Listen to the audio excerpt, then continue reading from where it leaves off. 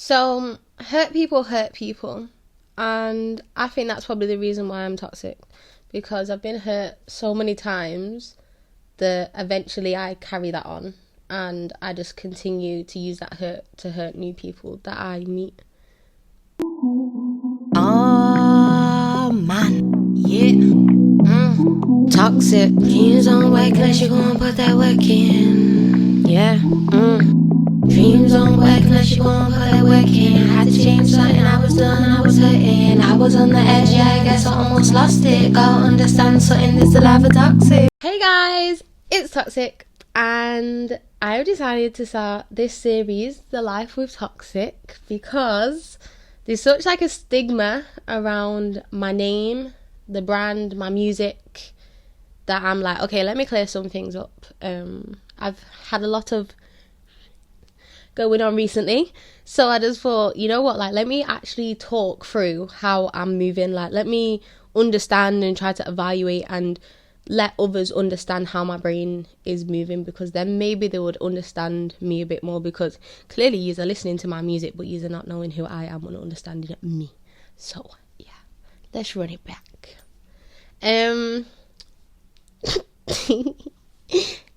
Why does this series exist?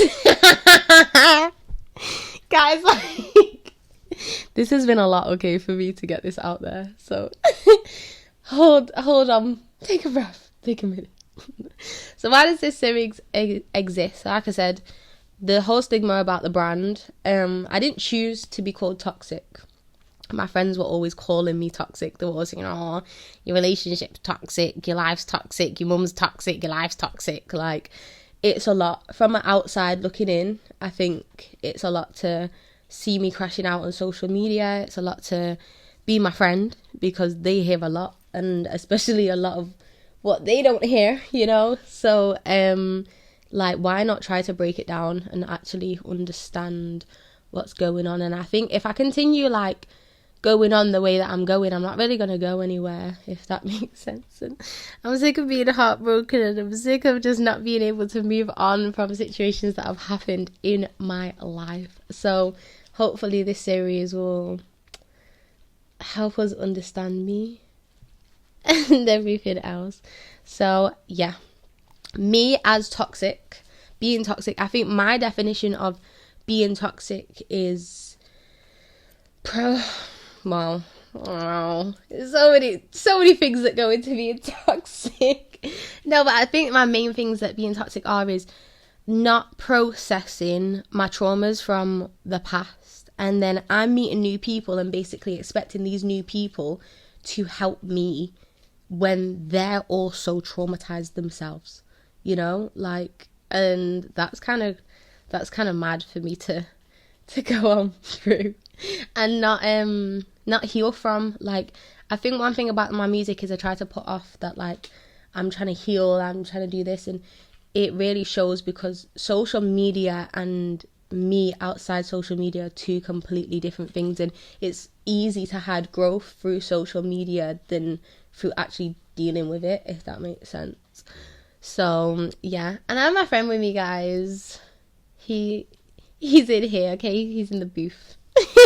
And I'm gonna bring some other friends, like, to talk through how I think my friends move toxic, and like us try and share our stories on why we've been hurt or how we've been hurt as well, because I think it's really good to talk about things, because a lot of people are misunderstood and not understood. I think that's the thing. So yeah. Yeah, we're starting to understand it. So, well, we're trying. We're getting there. Especially me as a person, like, recently I've been trying to understand the word accountability, and like, I still, even now I was on the phone to Jay Pricey, shout out Jay Pricey, and she was even saying to me, like, it's about accountability, and I was like, yeah, it's this, and she was like, no, like, that's not really what accountability is. And like, all this time I'm going through and saying, oh yeah, I'm owning up to my actions and I'm doing this and I'm doing that, but am I really holding accountability for my actions, or am I just saying, yeah, I did that, and then continuing to do that too again and again? Do you know what I mean? Like, I'm not processing it or understanding it. So I think there's a big difference between being toxic and being evil. Like, I'm not purposely or intending to hurt people or to go out of my way to be like, I'm gonna do this. Like, don't get me there's times when I want to get my lip back. Like, there's times when I sit here and think, you've hurt me, I'm gonna hurt you back. Like, this is how this is gonna run now. But that's me holding on to toxic ways and toxic coping mechanisms that I've learned along my journey to now feel like this one thing is so big because now you've disrespected me after basically I've tried to build up all these barriers and you're still disrespecting me after everything I've been through. Like, this is wild right now. And you know, I can't hold that. It's not like an entitlement, but it's like a feeling that you have to understand me. Like, you have to, like, not like, it's not like a bad bow down effect, but do you know what I mean? Like, you just have to get it basically, and I'm not gonna budge from that at all. So yeah, a lot of survival behaviors, survival behaviors. And like, I was reading this thing the other day about how when you go through things, so like my first layer, my second layer, my third layer, like, I'm constantly learning how to twist and get what I want in situations. And like, some people go through really bad situations in their life where, you know, you have to manipulate people to get out of things, or, you know, you have to act completely how you are because you might not be able to do stuff. And, you know, I've had times where I've been homeless, like, I've been living in shelters and stuff, and I have probably done things that have hurt people and traumatized other people, or, do you know what I mean? To then be like, damn, like, that girl's crazy or whatever. But it's like, no, I'm literally trying to survive. Like, I was telling the guys a story before on how I had a friend when I was younger, and I would like run away to her house when things were getting shitty, and she would always like house me, like, she'd always help me. Her and her mum would always help me, and it got to the point where then, like, it got so bad that people would come into her house and say, like, Tia, best come outside. And I was like, I'm gonna have to go, like, I've got to go out. And she just had to stick by me and be there. And it got to a point where I was like, oh, I need somewhere to stay, and can I stay at your house? And the next day I packed up my stuff and was gone, because I needed the next like opportunity. I needed the next bed to stay in, basically, to survive. Because what am I going to eat tomorrow? Like, where am I going to be next week? You know, I can't just keep using people that I love all the time because I'm struggling and can't get my life together. Like, I've been in dark places and been alone. I've been in dark places and been with people. Do you know what I mean? And I would never like advise. Damn, this got dark. But I'd never say I've used people like it, like in bad ways or anything like that. Or do you know what I mean? But I've been in bad situations, basically, if that makes sense. Yeah, literally, persuasion is the only thing that, like, you have on your belt to use at that time. Or do you know what I mean? So yeah, it's literally just like coping mechanisms and moving through life with that. So my next point is my ownership.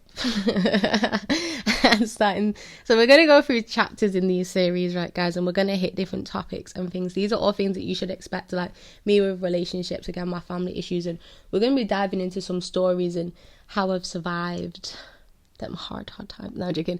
But just how, like, I've survived and what I've learned from being in them situations, and hopefully, like, we can help others not be in them situations. You know, I left home when I was 16. I wasn't leaving home. I didn't leave home when I was young, and I wasn't out there on the streets smoking and stuff like that. But from 16 to, I'd say, about 20, I learned a lot very fast that's probably shaped me to who I am right now. So as much as people might see this like girl that's making toxic, a lot of people are out there with their own individual opinions on me because they've seen me at different parts and stages of my life. You know what I mean? So yeah, like, there's going to be a lot of vulnerable situations on the channel. This is why I want to bring my friends along with me and share these journeys, because we have a very unjudgmental group, like, around us. You know, we overshare a lot, I'd say, to each other, but in a good way, because we feel so safe. So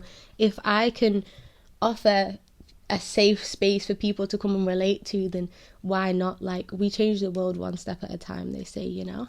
Rome wasn't built in a day, honey. I'm telling you now. So yeah, this should be fun. Anyway, I hope, like, you guys gain something from the series anyway. Like, whether people are here to nosy into what I'm talking about, people are here to actually be interested in my story or get to know me, like, hit me up, come chat to me, do you know what I mean? Like, let's develop a relationship through this. Let's get somewhere together. Like, if you're struggling, I'm struggling, we're all struggling, do you know what I mean? We're all in the same boat. And we've started to learn recently that once you start opening up to people, you start to realize that everyone is actually in the same, not the same situation, but the same boat as you in it. Like, I was saying that other day, I value my friends because I look at them and I think, wow, like, you're really comfortable in who you are. Like, Rakaya B, shout out Rakaya B, and she probably has her own issues that she deals with behind closed doors, but to me, as one of my friends, she is like surviving life so effing good, do you know what I'm saying? Like, for what, and again, it's that thing of what you put out there is what people are gonna see, do you know what I mean? But she inspires me every single day because she is in herself. Like, she is unapologetically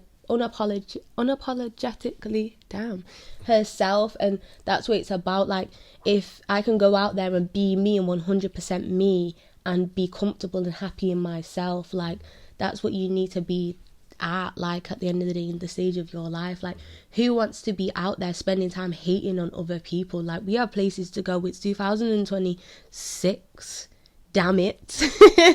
Do you know what I mean? Where did 2025 go? So we ain't got time to be sitting here thinking about what the next person is doing, what she's doing. Let me talk about this, let me talk about that. Like, genuinely move on and let's get somewhere, and let's get somewhere positively. Do you know what I mean? I might be toxic Scorpio, but we're very positive over here. We boost everybody up. Like, we're very happy.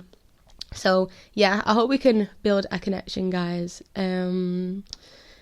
Yeah, what else really? I feel like we finished episode 1. Short and sweet, nice. I don't know exactly who I am yet. I don't know exactly who I'm trying to be, who I'm becoming.